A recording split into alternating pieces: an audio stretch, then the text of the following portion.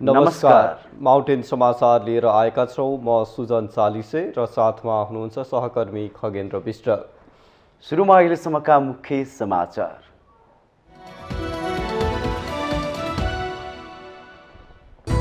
सत्तारूढ गठबन्धनलाई टुटाउने षड्यन्त्र भइरहेको प्रधानमन्त्री देउवाको जिकिर, गठबन्धनको विरोधमा नबोल्नु नेता कार्यकर्तालाई निर्देशन।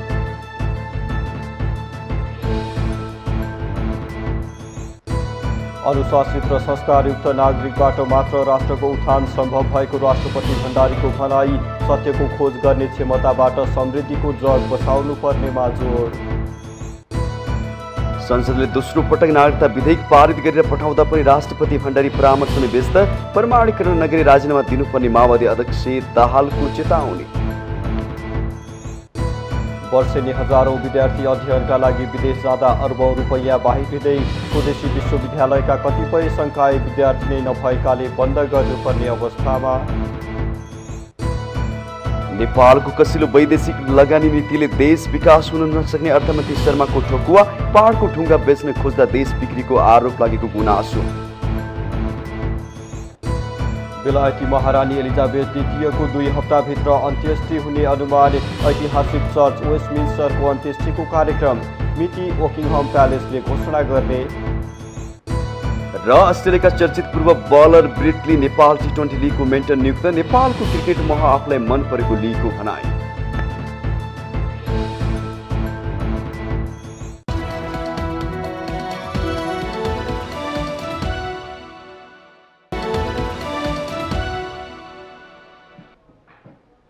अब समाचार विस्तारमा। प्रधानमन्त्री एवं नेपाली कांग्रेसका सभापति शेरबहादुर देउवाले सत्तारूढ गठबन्धनलाई टुटाउने षड्यन्त्र भइरहेको आरोप लगाउनु भएको छ। नेपाली कांग्रेस चितवनद्वारा शुक्रबार आयोजित जनताको साथमा कांग्रेस अभियानको समापन एवं विशेष सम्मान कार्यक्रमलाई सम्बोधन गर्दै प्रधानमन्त्री देउवाले गठबन्धनको विरोधमा नबोल्न कांग्रेस नेता कार्यकर्ताहरूलाई आग्रह समेत गर्नुभएको छ। गठबन्धन तोड्नु भनेको कांग्रेस पार्टीलाई सिद्ध्याउने षड्यन्त्र भएको भन्दै उहाँले गठबन्धनकै कारण पार्टी बलियो हुँदै गएको जिकिर गर्नुभयो। गठबन्धनका कारण कांग्रेसले प्रधानमन्त्री, मुख्यमन्त्री र मन्त्री प्राप्त गर्ने अवसर प्राप्त गरेको प्रधानमन्त्री देउवाको भनाइ थियो। गठबन्धनको सरकार बनेकै कारण नेकपा एमालेको एकलौटी अन्त्य भएको भन्दै उहाँले गठबन्धन अघि बढ्दै गर्दा सबै ठाउँमा कांग्रेसको सरकार बन्ने सम्भावना रहेको दावी गर्नुभयो। कांग्रेसलाई बलियो र ठूलो पार्टी बनाउन गठबन्धन नै आवश्यक रहेको देउवाको भनाइ छ।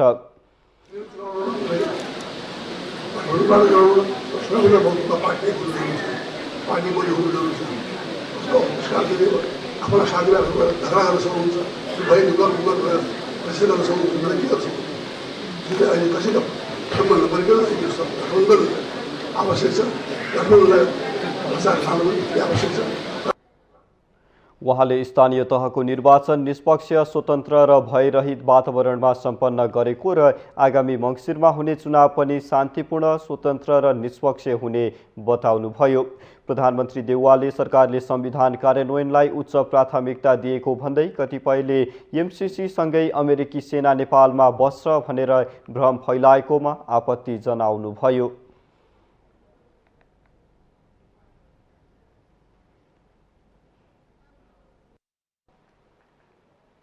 राष्ट्रपति विद्यादेवी भण्डारीले राष्ट्रको उत्थानका लागि सबै नागरिक अनुशासित, मर्यादित र संस्कारयुक्त बन्नुपर्ने बताउनु भएको छ। शुक्रबार काठमाडौँमा आयोजित किताब जात्रा 2079को सम उद्घाटन कार्यक्रममा राष्ट्रपति भण्डारीले राष्ट्रको उत्थानका लागि अनुशासित, मर्यादित र राज्यका निकायप्रति सम्मान गर्ने संस्कारयुक्त नागरिक बन्नुपर्ने बताउनु भएको हो। नागरिकहरू मुलुकप्रति समर्पित हुनुपर्ने उहाँको भनाइ थियो। राष्ट्रपति भण्डारीले अध्ययनले सत्यको खोज र तथ्यको पहिचान गर्ने क्षमता बनाउने भन्दै सोही क्षमताको आधारमा राष्ट्रको समृद्धिका जगहरू निर्माण हुने उल्लेख गर्नुभयो। उहाँले कागजमा छापिएका अक्षरबाट मात्रै अध्ययन नहुने भन्दै जीवनको विभिन्न आयामहरूसँगको साक्षात्कारबाट पनि हुने बताउनुभयो। समाज परिवर्तनका लागि ज्ञान हासिल गर्नु अनिवार्य भएकोले ज्ञानका लागि अध्ययन अपरिहार्य रहेको राष्ट्रपति भण्डारीको भनाइ थियो।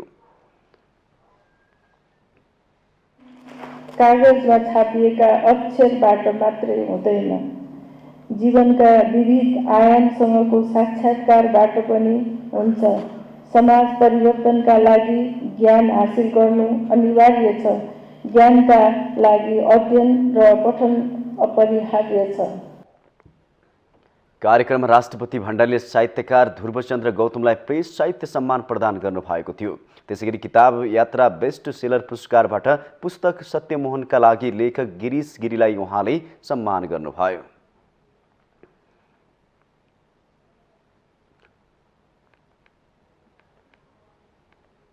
त्यसैगरी राष्ट्रपति विद्यादेवी भण्डारीले बेलायती महारानी एलिजाबेथ द्वितीयको निधनप्रति दुःख व्यक्त गर्नुभएको छ।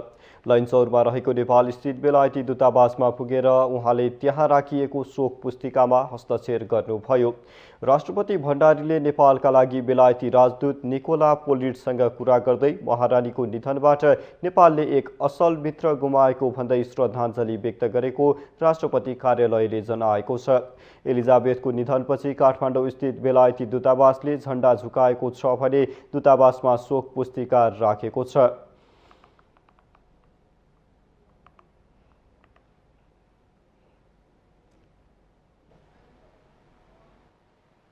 यसैबीच प्रधानमन्त्री शेरबहादुर देउवाले पनि महारानी एलिजाबेथको निधनमा गहिरो दुःख व्यक्त गर्नु भएको छ। प्रधानमन्त्री देउवाले उहाँको निधनको खबर पाउँदा आफूलाई धेरै दुःख लागेको बताउनु भएको छ। ट्विटर मार्फत प्रधानमन्त्री देउवाले दिनुभएको शोक सन्देशमा महारानी एलिजाबेथमा अन्य संस्कृति र मानवताप्रतिको दया, सादगी र सम्मान जस्ता गुणहरू रहेका र जसका कारण नेपाली जनताले रानीलाई मायापूर्वक सम्झिन्छन् भन्नुभएको छ। प्रधानमन्त्री देउवाले महारानी एलिजाबेथको निधनले नेपाल र नेपाली जनताले एक महान प्रशंसक गुमाएको भन्दै राजपरिवारप्रति गहिरो संवेदना प्रकट गर्नुभयो। महारानी एलिजाबेथ द्वितीयले सन् 1961 र 1986 मा 2 पटक नेपालको औपचारिक राजकीय भ्रमण गर्नुभएको थियो। त्यसैले नेपाल र नेपाली जनताले रानी एलिजाबेथलाई नेपालमा मायापूर्वक सम्झिने गरिएको प्रधानमन्त्रीको सन्देशमा समावेश छ।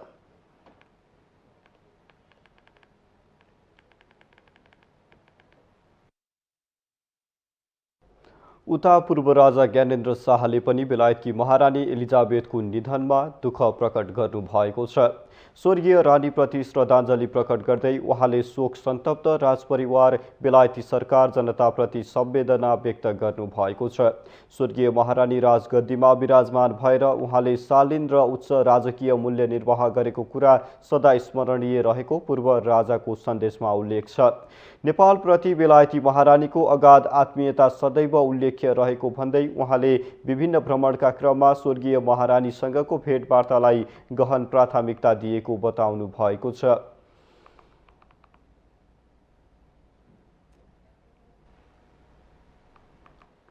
नेपाली कांग्रेसका महामन्त्री विश्वप्रकाश शर्माले नेपाली कांग्रेसले रूपान्तरण गरेर नवीन बनाउनु पर्नेमा जोड दिनु भएको छ। शुक्रबार सुन्दरी जलमा नेपाली कांग्रेसका संस्थापक नेता एवं प्रथम जननिर्वाचित प्रधानमन्त्री बीपी कोइरालाको 109 जन्म जयन्ती कार्यक्रमलाई सम्बोधन गर्दै उहाँले यस्तो बताउनु भएको हो। महामन्त्री शर्माले 70 वर्षदेखि एउटा धारामा बगेको दललाई निरन्तरता दिन, नवीनता थपेर अघि बढाउन आवश्यक रहेको बताउनु भयो। उहाँले विगतका कमी कमजोरीलाई आत्मालोचना रूपान्तरित कांग्रेस बनाउनका लागि चालिएका कदमको समीक्षा गर्न आवश्यक भएको उल्लेख गर्नुभयो। उहाँले आगामी निर्वाचनको घोषणापत्रमा सबै पक्षलाई समेटिने बताउनुभयो। मैले पार्टीको महामन्त्री पदको उम्मेदवार बन्छु भनेर घोषणा गरेको थिएँ। त्यो बेला घोषणा गरिरहेको त्यही माटोमा आज आएर फेरि बोल्दै गर्दाखेरि मलाई लाग्छ कि यो 1 वर्षको समीक्षा पनि गर्नुपर्छ। यो 1 वर्षको बिचले दिएको रात र तापलाई पनि विश्लेषण गर्नुपर्छ। यो 1 वर्षमा भएको कमजोरीलाई पनि मैले आत्मालोचना आफू यहीँनिर यो माटोमा उभिएर गर्नुपर्छ। यो 1 वर्षमा गर्न खोजेका प्रयत्नहरूमा अझै सार्थकता किन हुन सकेको छैन भन्ने कुरामा पनि त्यसलाई गम्भीर चिन्तन पनि गर्नुपर्छ। महामन्त्री शर्माले नेपाली कांग्रेस उज्यालो अनुहार बनाएर मङ्सिर 4 गते नेपाली कांग्रेस पार्टीलाई बलियो दलको रूपमा बहुमत लक्षित दलको रूपमा स्थापित गर्न अग्रसर हुने बताउनुभयो। उहाँले नेपाली कांग्रेस पार्टीले 21औं शताब्दीको विषयलाई सम्बोधन गर्न सक्ने गरी घोषणापत्र निर्माण गर्ने कामको सुरुवात घोषणा गर्नुभयो। हामीले विगतमा गरेका कामहरू गर्दै गर्दा जसले जिम्मेवारी निर्वाह गर्छ, जसले शासन सञ्चालन गर्छ, कमजोरी उहीबाट भएको हुन्छ। हामीबाट केही कमजोरी भएको छैन भनेर अरू दलले जस्तो हामी बिल्कुलै भन्दैनौँ। हामीबाट भएका कमजोरीलाई पनि जनताको बीचमा आत्मालोचना गरेर हामी ती कमजोरीहरू दोहोर्याउने छैनौँ भन्ने प्रतिबद्धता व्यक्त गरेर हामीले नै फेरि पनि मुलुकको सबै दलहरूलाई नेतृत्व गरिराखेर मुलुकलाई गति दिन्छ भन्ने कुराको प्रतिबद्धता हामी व्यक्त गर्न सक्दछौँ। उहाँले सामाजिक न्याय शैलीको उदार अर्थव्यवस्थाको बाटोबाट कसरी जनताको अनुहारमा खुसी ल्याउन सकिन्छ भन्ने कुरामा काङ्ग्रेस अघि बढ्ने जिकिर गर्नुभयो। ठूला योजना अघि बढाउँदै गर्दा नेपाल ऋणको पासोमा पर्न सक्नेतर्फ पनि सचेत गराउनुभयो।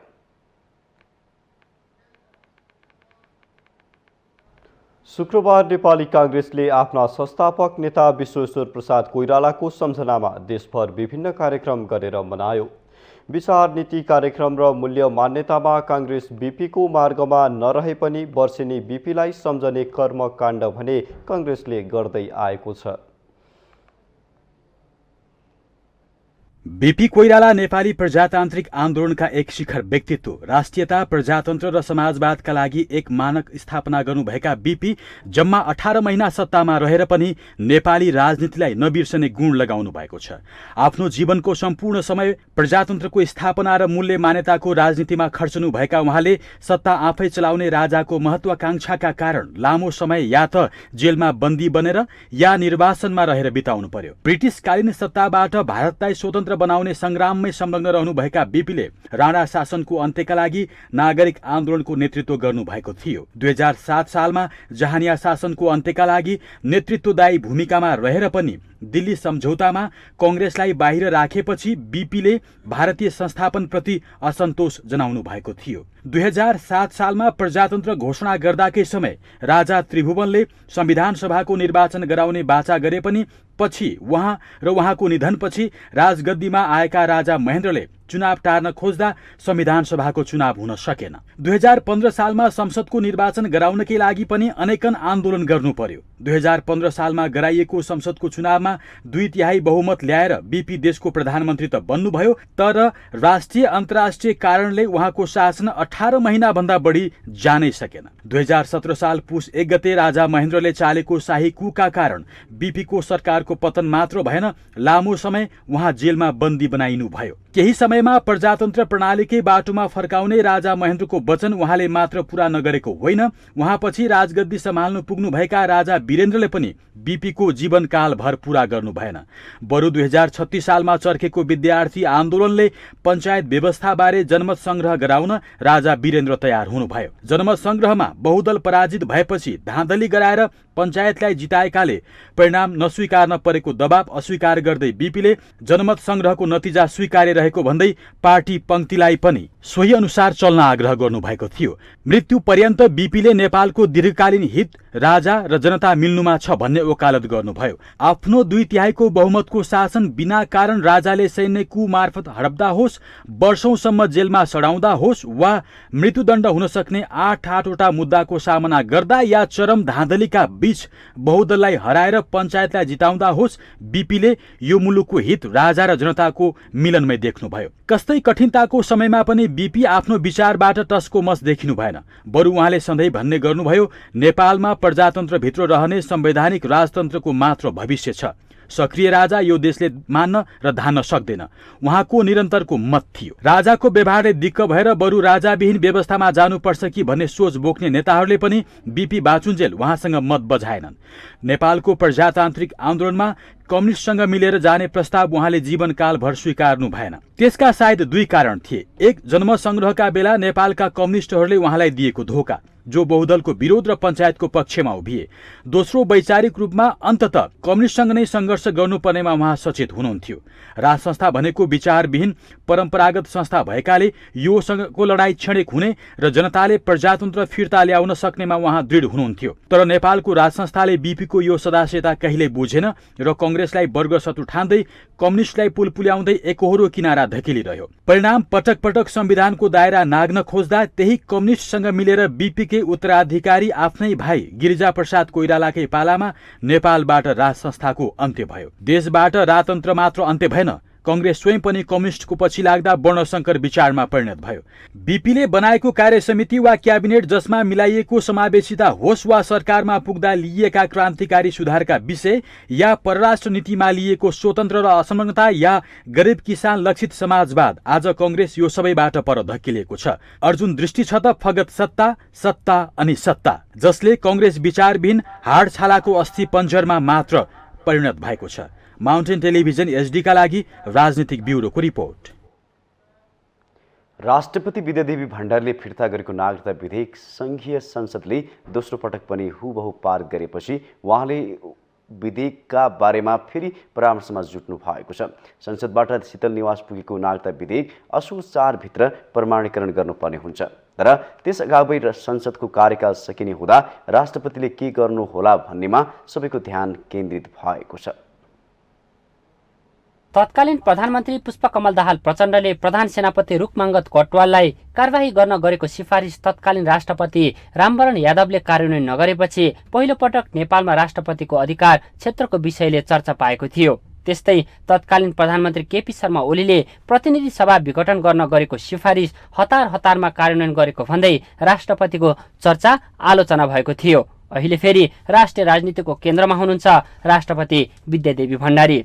नागरिकता विधेयकमाथि प्रतिनिधि सभा र राष्ट्रिय सभाले कुनै छलफल नै नगरी राष्ट्रपति समक्ष पुगेसँगै सबैको ध्यान राष्ट्रपति कार्यालयतर्फ देखिन्छ। संविधानको धारा 113 को उपधारा 2 मा दुवै सदनबाट पारित भएपछि प्रमाणीकरणका लागि आएको विधेयक राष्ट्रपतिले 15 दिनभित्रमा प्रमाणीकरण गरी दुवै सदनलाई जानकारी दिनुपर्ने व्यवस्था छ। संवैधानिक राजा भएको मुलुक, संवैधानिक राष्ट्रपति भएको मुलुकमा एकचोटि सन्देश दिने हो। सन्देश दिँदाखेरि उसले चाहिँ जस्तातस्तै पहिलाकै विधेयकलाई चाहिँ पारित गरेर लयो या राष्ट्रपतिको सन्देशलाई कुनै पनि छलफल चलाएन या संशोधन गरेन भने राष्ट्रपतिले जस्ता तस्तै स्वीकृत गर्नुपर्ने संवैधानिक बाध्यता हुन्छ। त्योभन्दा बाहिर जान सक्दैन। यो संवैधानिक राष्ट्रपतिको परिकल्पना हो। नेपाली पुरुषसँग विवाह गर्ने महिलालाई नागरिकता दिन समय सीमा नतोकेको भनेर प्रमुख प्रतिपक्ष नेकपा एमाले भने विधेयकको विपक्षमा उभिँदै आएको छ। नयाँ संविधान जारीपछिको पहिलो नागरिकता कानूनमा इतिहासले थाँती राखेका विवादको समाधान दिनुपर्ने राष्ट्रपतिको सुझाव थियो। राष्ट्रपतिले प्रादेशिक पहिचान सहितको नागरिकता दिनुपर्ने संवैधानिक व्यवस्थाबारे विधेयक मौन रहेको र कुन सिद्धान्तमा टेकेर नागरिकता दिने भन्ने बारे कानूनमा स्पष्ट उल्लेख हुनुपर्ने भनी संसदको ध्यानाकर्षण गराउनु भएको थियो। तर सरकारले यी कुनै विषयमा चासो दिएन, जसका कारण राष्ट्रपतिले मात्र होइन एमालेले समेत असन्तुष्टि व्यक्त गर्दै आइरहेको छ। यो नागरिकता सम्बन्धी विषयलाई टुङ्ग्याएर यो त सामान्य एउटा प्रक्रिया हो। कानुनबाट नयाँ उमेर पुगेका व्यक्तिहरूले नागरिकता लिँदै गर्छन्। त्यो प्रत्येकचोटि हामीले देखेका छौँ। जति बेला यो देशमा राजनीति अलि अस्थिर हुन्छ, सरकार कमजोर हुन्छ, देश अलि सङ्क्रमणकालमा जस्तो हुन्छ, त्यति बेलालाई उछाल्ने अनि विदेशीको लागि ढोका खोल्ने यो षड्यन्त्रको कुचक्रमा हाम्रो देशको नागरिकताको विषय परेको। तर सत्ताको बागडोर सम्हालिरहेको नेपाली काङ्ग्रेस भने राष्ट्रपति र एमालेले नागरिकता विधेयकलाई राजनीतिक फन्डा मात्रै बनाएको भनिरहेको छ। राष्ट्रिय सहमतिको दस्तावेजै हो के 2063 को अन्तरिम संविधान, 2072 को संविधान राष्ट्रिय सहमतिको दस्तावेज होइन। त्यहाँ वैवाहिक अंगीकृत नागरिकता सन्दर्भमा त लेखेकै छ नि संघीय कानुन अनुसार हुन्छ। त्यही कानुनलाई टेकेर सरकारले अहिले नागरिकता ऐन 2078 लिएको हो नि त। सरकारले सत्तामा हुँदा अघिल्लो सरकारले यही विधेयक ल्यायो, प्रतिपक्षमा हुँदा चाहिँ राजनीतिक एजेन्डा बनाउँछ। सोमबार संसदबाट शीतल निवास पुगेको नागरिकता विधेयक असोज 3 भित्र प्रमाणीकरण गर्नुपर्ने समय सीमा राष्ट्रपतिसँग छ। तर त्यस अघि नै प्रतिनिधि सभाको कार्यकाल सकिने हुँदा विधेयकको भविष्य के हुन्छ र राष्ट्रपतिले कस्तो कदम चाल्छिन् भन्ने चासोको विषय भएको छ। माउन्टेन टेलिभिजन एचडीका लागि क्यामेरामा केशव श्रेष्ठका साथमा बटुकराज गिरीको रिपोर्ट। माउन्टेन समाचारमा पालो भएको छ ब्रेकको।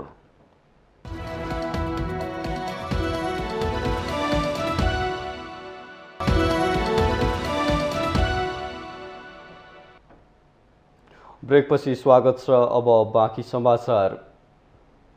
वर्षा र सहकालका देवता देवराज इन्द्रको पूजा आराधना गरी इन्द्र जात्रा पर्व मनाइएको छ।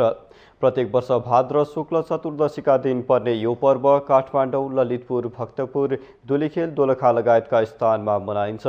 राष्ट्रपति विद्यादेवी भण्डारीले इन्द्र जात्राको अवलोकन गर्नुभएको छ। शुक्रबार काठमाडौँको हनुमान ढोका गद्दी बैठक पुगेर उहाँले इन्द्र जात्राको अवलोकन गर्नुभएको हो। सो अवसरमा प्रधानमन्त्री शेरबहादुर देउवा, कायम मुकायम प्रधान न्यायाधीश दीपक कुमार कार्की, सभामुख अग्निप्रसाद सापकोटा, राष्ट्रिय सभा अध्यक्ष गणेश प्रसाद तिमिल सिन्हा, गृहमन्त्री बालकृष्ण खाँड, संस्कृति पर्यटन तथा नागरिक उड्डयन मन्त्री जीवनराम श्रेष्ठ, प्रधान सेनापति प्रभुराम शर्मा लगायतको पनि उपस्थिति रहेको थियो। इन्द्र जात्रा अवलोकन अघि राष्ट्रपति भण्डारीले वर्षा र सहकालका देवता देवराज इन्द्रको पूजापाठ गर्नुभएको थियो। वर्षा र सहकालका देवताको रूपमा मानिने इन्द्रलाई पूजा गरी उपत्यकाको विशेष पर्व इन्द्र जात्राको मुख्य दिन कुमारी घरबाट काठमाडौँको तल्लो टोलमा कुमारी, गणेश र भैरवको रथ यात्रा पनि गरिएको छ।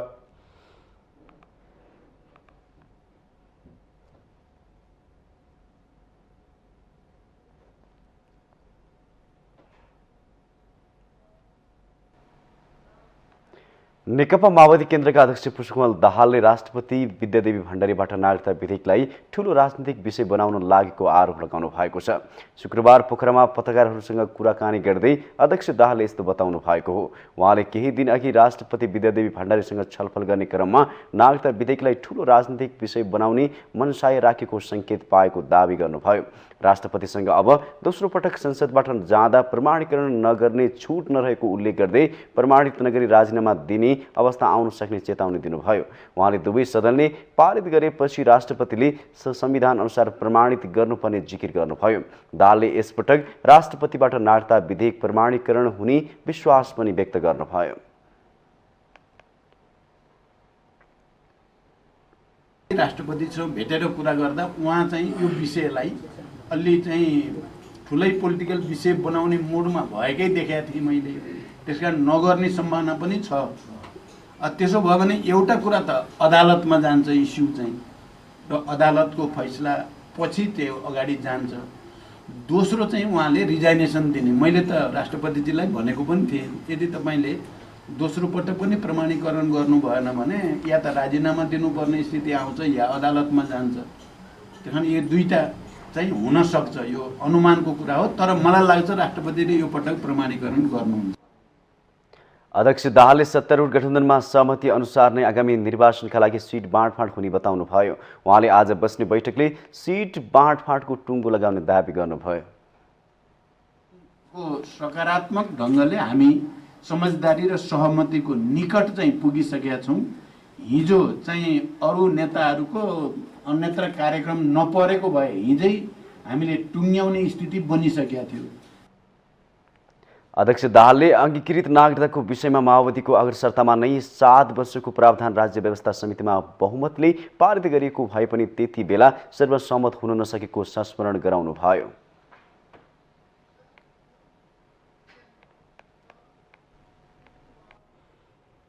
नेकपा एमालेका वरिष्ठ उपाध्यक्ष ईश्वर पोखरेलले गठबन्धन सरकारले चुच्चे नक्सा गायब गरेको आरोप लगाउँदै आपत्ति जनाउनु भएको छ। शुक्रबार काठमाडौँमा नवनिर्मित सुनदेवी ज्येष्ठ नागरिक सत्तल तथा बाल उद्यानको उद्घाटन कार्यक्रमलाई सम्बोधन गर्दै वरिष्ठ उपाध्यक्ष पोखरेलले चुच्चे नक्सा गायब गरेको भन्दै सरकारको आलोचना गर्नुभएको हो। गठबन्धन सरकार राष्ट्रिय स्वाभिमानमाथि आघात पुर्याउन लागि परेको वरिष्ठ उपाध्यक्ष पोखरेलको आरोप छ। केही दिन अघि प्रधानमन्त्रीको फोटो टाँसेर 100 दिनको कामहरू भन्ने उल्लेख गरिएको पुस्तिकामा चुच्चे नक्सा गायब बनाइएको पोखरेलले टिप्पणी गर्नुभयो। यो राष्ट्रिय स्वाभिमानको कुरा हो, स्वतन्त्रताको कुरा हो। अहिले हामीले हेर्यौँ, मैले केही दिन अगाडि गठबन्धन सरकारको प्रधानमन्त्रीजीको फोटो टाँसेको, यसको 100 दिनका कामहरू भनेर उल्लेख गरेको त्यो पुस्तिकामा प्रधानमन्त्री कार्यालयबाट प्रकाशित हुन्छ। त्यो चुच्चे नक्सा छैन, चुच्चे नक्सा मेटेर बुच्चे नक्सा बनाइएको छ। नागरिकता विधेयकबारे आमाको नामबाट पनि सन्तानले नागरिकता पाउनुपर्छ र जन्मेको बेलामा आमा बाबु अङ्गीकृत नागरिक छन् भने उनीहरूका सन्तानले जन्मसिद्ध नागरिकता पाउनुपर्छ भन्ने एमालेको अडान रहेको उहाँले बताउनुभयो। उहाँले अहिलेको गठबन्धन सरकारले सीमा पारीबाट विवाह गरेर ल्याइएको भोलिपल्ट नै नागरिकता दिने र अर्को दिन जननिर्वाचित प्रतिनिधि बनाउन मिल्ने नागरिकता विधेयक ल्याएको आरोप लगाउनुभयो। आमा बाबु अङ्गीकृत नागरिक छन् भने उनीहरूका सन्तानले जन्मसिद्ध नागरिकता पाउनुपर्छ। तर विचित्र के हो भने अहिले गरियो के भने उताबाट सीमा पारीबाट, यो भारतको मात्रै कुरा गर्दिनँ, तिब्बतको कुरा हुनसक्छ, भुटानको कुरा हुनसक्छ, बिहे गरेर आज ल्यायो, सिउँदोमा सिँदुर हाल्यो, भोलिपल्ट नागरिकता दियो, पर्सि जननिर्वाचित प्रतिनिधि भयो। यो चिज उचित हुँदैन। वरिष्ठ उपाध्यक्ष पोखरेलले केपी ओलीको नेतृत्वमा एमाले फेरि सरकार बनाउने दाबी गर्नुभयो। जनताका हक हित, विकास, निर्माण र सामाजिक सुरक्षाका विषयमा सबै राजनीतिक पार्टी एक हुनुपर्नेमा उहाँले जोड दिनुभएको छ।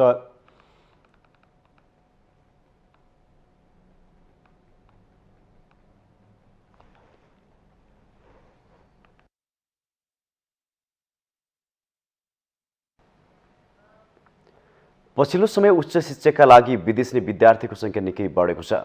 यो सँगै अर्बौं रकम पनि विदेशी गरेको छ। अध्ययन शीर्षकमा नै राज्यबाट विदेशी अर्बौं रकमले विश्वविद्यालयहरूको अवस्था र राज्यको शिक्षा क्षेत्रप्रतिको गैर जिम्मेवारीपनलाई उदाङ्को पारेको छ। पछिल्लो समय उच्च शिक्षाका लागि विदेशी विद्यार्थीको सङ्ख्या निकै बढेको छ। कोरोना महामारीका कारण सन् 2020मा 5227 विद्यार्थी बाहिरिँदा 2021मा 26,734 विद्यार्थी बाहिरिएको अध्यागमन विभागको तथ्याङ्क छ। तर यो वर्ष ह्वात्तै बढ्दै 2022 अगस्तसम्ममा मात्रै 73,429 युवा अध्ययनका लागि बाहिरिएका छन्। विदेशी विद्यार्थीको संख्या कोरोना अगावैका वर्षहरूमा भन्दा पनि बढ्दो देखिन्छ। गत वर्ष खुद सेवा आय रु 108 अरब 12 करोडले घाटामा रहन गयो। भ्रमण व्यय चाहिँ 97 अरब 32 करोड रहन पुग्यो। सो मध्ये शिक्षातर्फको व्यय 67 अरब 70 करोड रह्यो। आर्थिक वर्ष 77-78मा चाहिँ भ्रमण व्यय जम्मा 32 अरब 80 करोड बराबरको रहेको थियो। अध्ययनका लागि विद्यार्थी बाहिरिने तथ्य भन्दा जटिल प्रश्न छ किन विदेशिन्छन् र कति फिर्ता आउँछन् भन्ने। यो वर्षको प्रवृत्ति हेर्दा 1 लाख भन्दा बढी युवा अध्ययनकै लागि विदेशी नै देखिन्छ। यसले विद्यार्थी बाहिरिनु रहर भन्दा पनि बाध्यता भएको सत्यलाई उजागर मात्रै गरेको छैन, नेपालको शैक्षिक स्तर र विश्वविद्यालयहरूको हालत कस्तो छ भन्ने पनि प्रस्ट्याएको छ। राज्यको खर्चमै अध्ययनका लागि विदेशिएका प्राध्यापकहरू नै पलायन भएको दृष्टान्त एकातिर छ भने अर्कातिर विश्वविद्यालयहरूका कतिपय संकायमा विद्यार्थीहरू नै नभएकाले बन्द गर्नुपर्ने नियति छ। यसको मूल कारण राज्यको गैर जिम्मेवारीपन, शिक्षा क्षेत्रमा हुने गरेको राजनीति र शिक्षाकर्मीहरूमा रहेको संवेदनशीलताको अभाव भएको विज्ञहरूकै बुझाइ छ। हाम्रो अलिकति समाज त्यस्तै पनि भएको छ। हाम्रो समाज धेरै गफाडी समाज भएको छ। धेरै गफ गरिदिने, धेरै भनिदिने, तर काम चाहिँ के पनि नगरिदिने। चाहे त्यो विद्यार्थी सङ्घ सङ्गठन, चाहे त्यो राजनीतिक पार्टी, चाहे हामी प्राध्यापकहरू, चाहे हामी शिक्षकहरू, हामीले धेरै कुरा जानेका छौँ भन्ने तर नसिक्ने, गल्तीबाट नसिक्ने, त्यसलाई अभ्यासमा नल्याउने होइन। त्यसैले यो कुरा चाहिँ मैले चाहिँ यो शिक्षा कर्मीहरूको दायित्व चाहिँ यो हो जस्तो लाग्छ। प्राध्यापकहरूले मात्र विद्यार्थी र विश्वविद्यालय प्रति जिम्मेवार बनिदिने हो भने पनि शैक्षिक स्तरमा उल्लेख्य परिवर्तन आउने प्राध्यापक लुइटेलको बुझाइ छ। विद्यार्थी बाहिरिएको तथ्याङ्क आफैमा चिन्ताजनक बन्दा ती मध्ये कति स्वदेश फर्किन्छन् भन्ने तथ्याङ्क विभागसँग नै छैन। सरकार र विश्वविद्यालयहरू समयमै संवेदनशील नहुने हो भने भविष्यमा राज्यले दक्ष जनशक्तिको ठूलो हाहाकार बेहोर्ने निश्चित छ। माउन्टेन टेलिभिजन एचडीका लागि क्यामेरामा विक्रम साक्यका साथ प्रतिमा धरेल, काठमाडौँ। माउन्टेन समाचारमा पालो भएको छ ब्रेकको।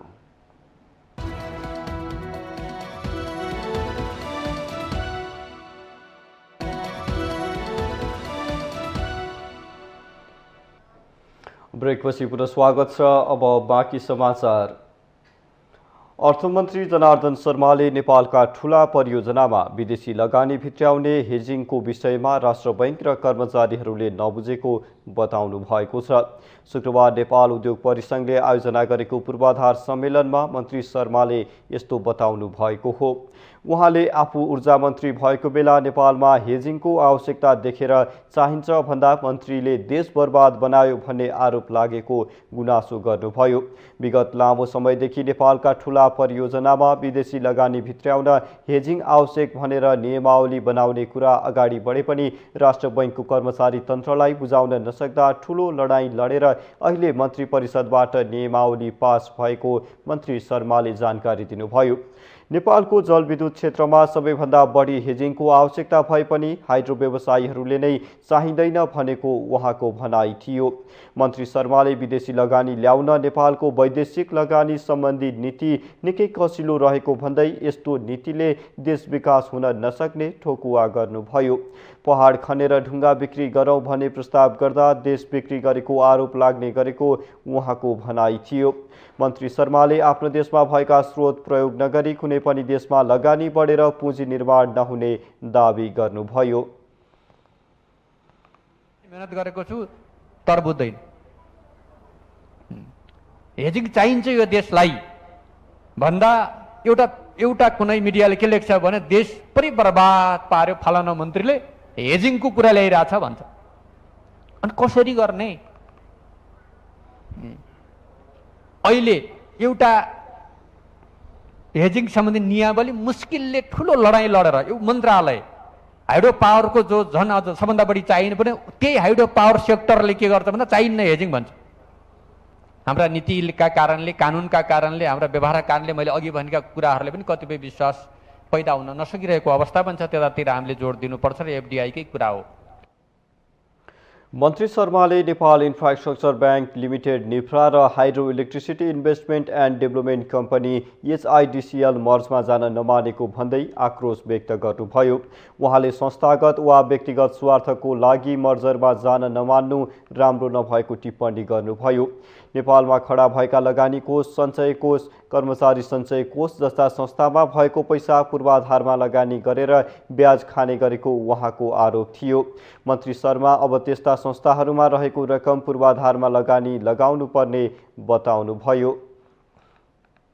चाहे लगानी कोष होस्, चाहे सञ्चय कोष होस्, चाहे अरू पेन्सन कोष होस्, चाहे अर्को कुनै कोष होस्, ती कोषहरूसँग भएको पैसाको पनि इन्फ्रास्ट्रक्चरमा प्रयोग गर्ने भन्दा पनि ब्याजतिर जो छ, त्यस कारणले त्यसरी ती सबैलाई पनि हामीले अब इन्फ्रास्ट्रक्चरको लागि प्रयोग गर्नुपर्छ र मात्रै हामी अब अगाडि बढ्न सक्छौँ। यहाँ हाम्रो के छ मान्यता भन्दाखेरि अहिले पनि यहाँ पनि छलफल होला, हुन्छ होला, भयो होला अथवा हुँदैछ होला, बिजुली बेच्नुपर्छ भन्ने छ। बिजुली बेच्ने चिज हो कि प्रयोग गर्ने चिज हो? प्रभावकारी भूमिका खेलेर त्यसले इक्विटीको व्यवस्था गर्न सक्ने क्षमतामा वृद्धि गर्नुपर्छ। त्यो गर्दाखेरि अघि यहाँ विषय आएको छ। मन्त्री शर्माले नेपालमा बचत गर्ने संस्कार नहुँदा समेत ठूला पूर्वाधारमा लगानी गर्न स्रोतको अभाव भइरहेको बताउनुभयो।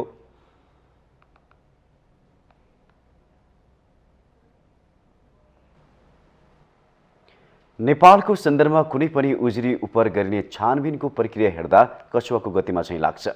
त्यस्तै छ अख्तियार दुरुपयोग अनुसन्धान आयोगको छानबिन प्रक्रिया पनि। कुनै एउटा मुद्दालाई वर्षौं लगाएर अनुसन्धान गरी विशेष अदालतसम्म पुर्याउँछ अख्तियारले।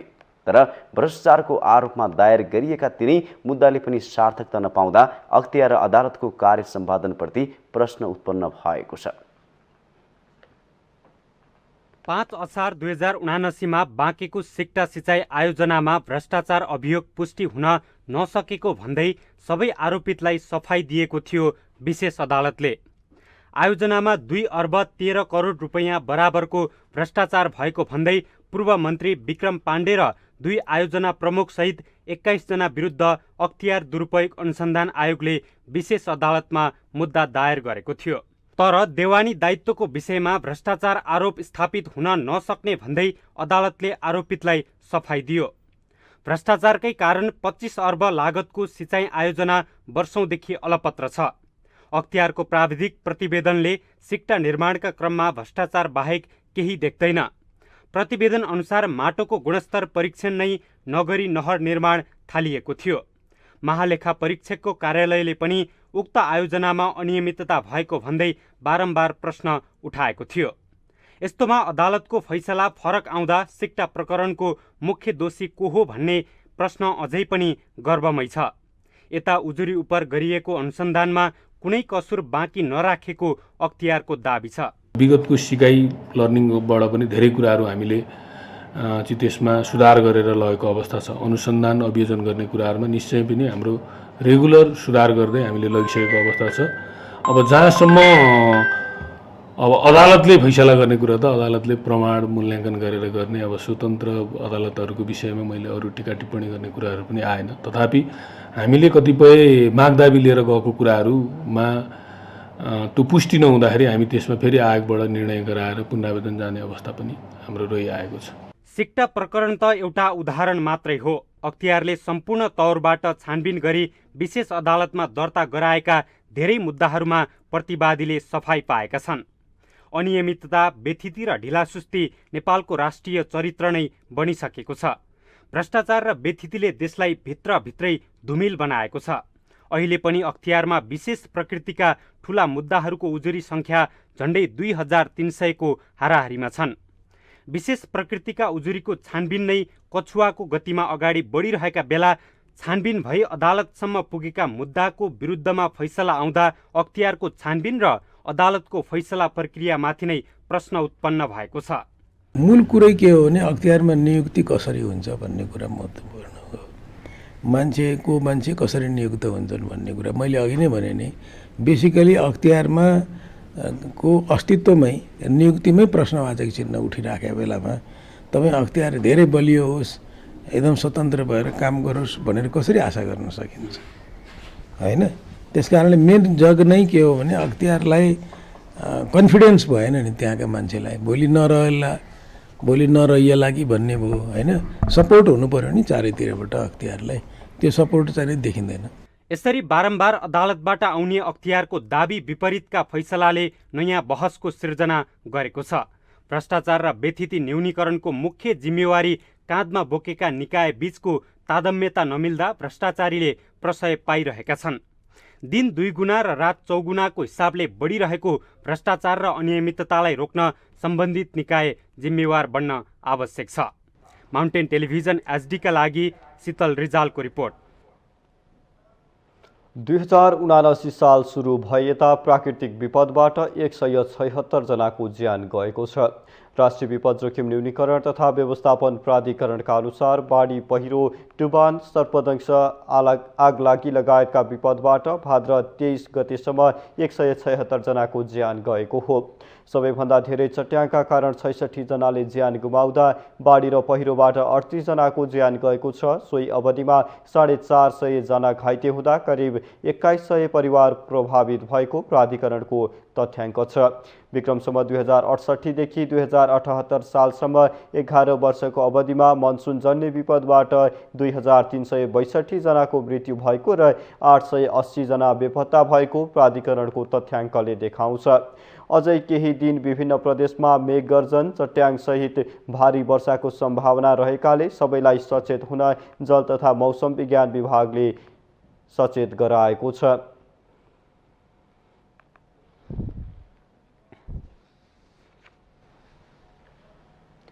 पछिल्लो समय धेरै ठाउँका जात्राहरू लोप हुने अवस्थामा पुगेका छन्।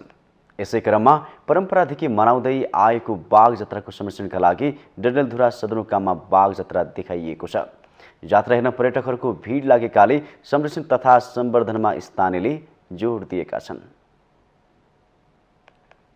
डडेलधुरा सदरमुकामका रैथाने भनेर चिनिने परियार समुदाय अर्थात् खलङ्गावासीले हरेक वर्ष बाघ जात्रा मनाउने गरेका छन्। तर पछिल्लो समय भने यो जात्रा लोप हुँदै गएको छ। कोरोना महामारीका कारण केही वर्ष बाघ जात्रा नै भएको थिएन। तर यस वर्ष भने स्थानीयले जात्रा निकालेका हुन्। परम्परादेखि देखाइँदै आएका जात्राहरू पछिल्लो समय देखिन छाडेको भन्दै स्थानीय चिन्तित छन्। पहिला गाई जात्रा निकाल्थे, ढोल जात्रा निकाल्थे, बाघ जात्रा अनि रोपाई जात्रा निकाल्थे, कस्तो रमाइलो हुन्थ्यो। आजभोलि अब तिनी संस्कारहरू सबै छुट्दै गए। अहिले बाघ जात्रा निकालेको छ, अहिले धेरै रमाइलो लाग्यो, धेरै वर्षपछि हेर्न पाइयो। अब पहिलाको जस्तो अब अहिले छैन, सबै छोड्दै जान लागे। हाम्रो जस्तो यो संस्कारहरू छ, जात्रा सात्रा निकाल्ने होइन, पहिलाको संस्कारहरू अब भुलिँदै गयौँ हामीहरू होइन सबै। अब यसलाई नभुलिएर यो सबै संस्कारहरू जगाउँदै गएले हामी पनि खुसी हुन्थ्यौँ। र हाम्रो यो डडेलधुरामा पुरानो सांस्कृतिक कार्यक्रम लगभगै 20-25 वर्षको अन्तरालमा देख्न पाइयो। यसमा हामी धेरै खुसी र हर्षित भएका छौँ र यस्ता जात्राहरू यो उयोमा बनाइराख्नुपर्ने। अझै पनि 75% जंगल रहेको डडेलधुरामा परापूर्वकालमा निकै ठूलो घना जंगल थियो, जसले गर्दा बाघले घर पालुवा जनावरसँगै ठूलो मानवीय क्षति समेत पुर्याउने गरेको थियो। बाघखोर अर्थात् बाघ बजारमा बाघले नागरिकलाई त्रसित गरेको बेला सुरक्षा निकायको पहलमा बाघलाई लखेड्दै आम नागरिकमा सचेतना फैलाउन स्थानीयले बाघ लखेटेको सम्झनामा बाघ जात्रा मनाउने प्रचलन रहेको हो।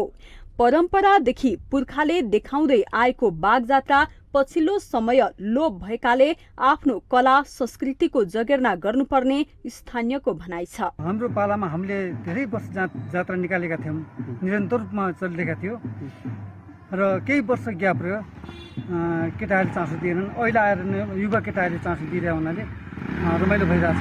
अहिले हामीले जात्रा निकालिरहेका छौँ, अहिले राम्रो भइरहेछ, एकदम खुसी लागेको छ। जिल्लामा बाघ जात्रा हेर्नको लागि आन्तरिक तथा बाह्य पर्यटकहरूको भिड लागेको थियो। लोप हुन लागेका यस्ता जात्रा, मेला, गौरा जस्ता पर्वहरूले मौलिक रीतिरिवाज तथा संस्कृतिको जगेर्नामा महत्वपूर्ण भूमिका निर्वाह गर्ने भएकोले यसको संरक्षणमा जोड दिनुपर्ने जानकारहरू बताउँछन्। यो धेरै लामो समयपछि हामीले डडेलधुरामा विभिन्न जात्रा मनाउने क्रम मनाइराखेका छौँ र बाघ जात्रा जो किसिमले आज यो हामीले डडेलधुरामा मनाएका छौँ एकदमै हाम्रो संस्कृतिको जगेर्ना भएको छ र यसले सबै समाजमा रहेका एक आपसमा मिलेर बसेका सामाजिक सद्भाव पनि कायम गर्दछ र यसले गर्दा विगत लामो समयदेखि जुन किसिमको एउटा परिवेश थियो, यो जात्राहरू मनाउने क्रम लगभग न्यून भएको थियो, अहिले यो जगेर्ना भएको छ। यो जो जगेर्ना भएको छ बाघ जात्रा लगायत विभिन्न जात्राहरू यो हाम्रो संस्कृतिको जगेर्ना हो, यसले निकै नै महत्त्व राख्दछ। आफ्नो क्षेत्रका मौलिकता, रीतिरिवाज तथा संस्कृतिको जगेर्नामा सबै एकजुट हुनु जरुरी छ। माउन्टेन टेलिभिजन एचडीका लागि डडेलधुरा सहकर्मी विमल जैरूको रिपोर्ट। हामीसँग आर्थिक अन्तर्राष्ट्रिय खेल समाचार बाँकी नै छन्। माउन्टेन समाचारमा पालो भएको छ ब्रेकको।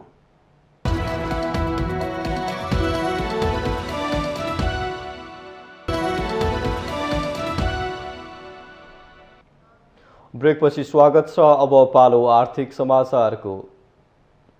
आर्थिक समाचारको साथमा मेरो देश मेरो जगदम्बा सिमेन्ट, गुणस्तरको नयाँ स्तर Riddhi Siddhi cement, Jagadamba super sign तथा ग्याल्भा प्लस जस्ता पाता जीवनभरको भरोसा। सर्वोत्तम सिमेन्ट, सर्वोत्तम मजबुती।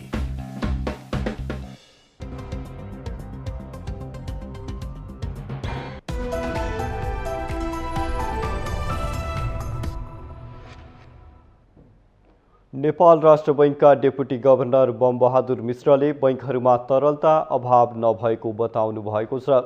शुक्रबार नेपाल उद्योग परिसंघले आयोजना गरेको पूर्वाधार सम्मेलनमा डेपुटी गभर्नर मिश्रले नेपालमा तरलता अभाव भन्दा पनि लगानी योग्य पुँजीको अभाव भएको जिकिर गर्नुभयो। उहाँले विदेशी राष्ट्रको समेत प्रतिनिधित्व भएको सम्मेलनमा बारम्बार तरलताको चाप रहेको भन्दा बाहिर राम्रो सन्देश नजाने बताउनुभयो।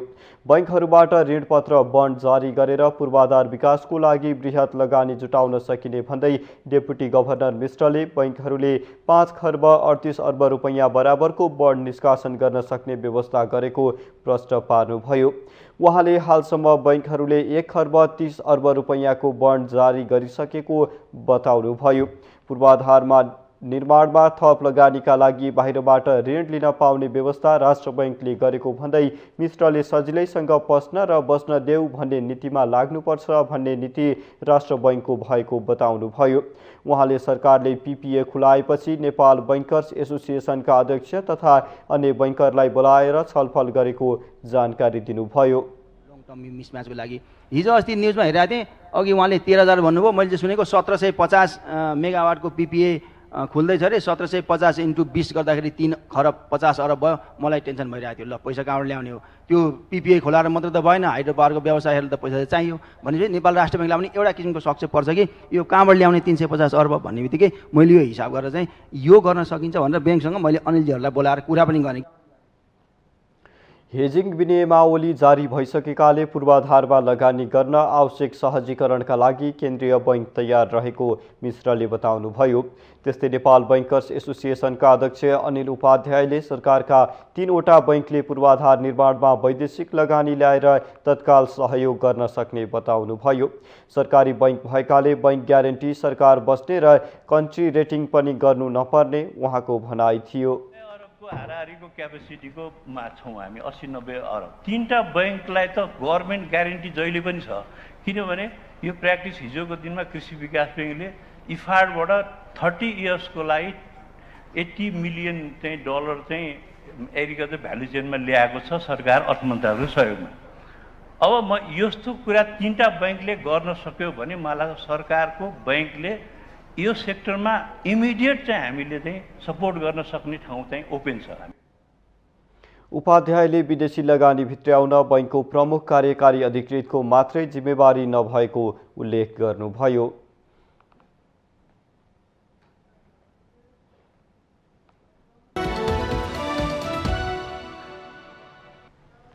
यो सँगै हामी माउन्टेन समाचारको अन्त्यमा आइपुगेका छौँ। जाँदा जाँदै प्रमुख समाचारहरू पुनः एकपटक।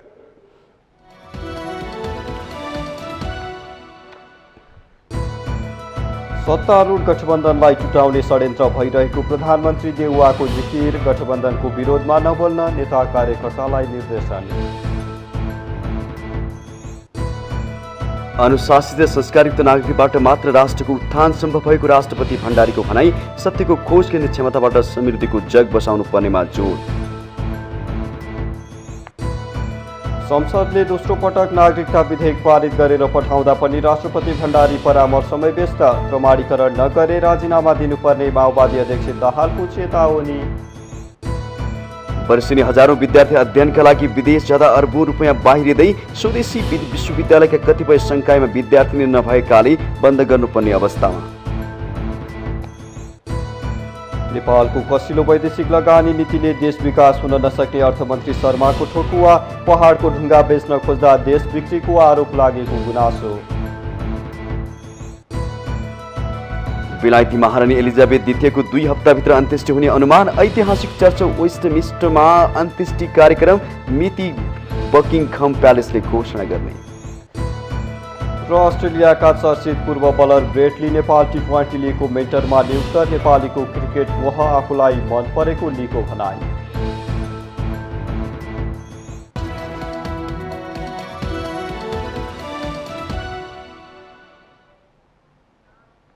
माउन्टेन समाचार अहिलेलाई सकियो। सत्य तथ्य र निष्पक्ष समाचारका लागि माउन्टेन टेलिभिजन HD हेर्दै रहनुहोला। नमस्कार।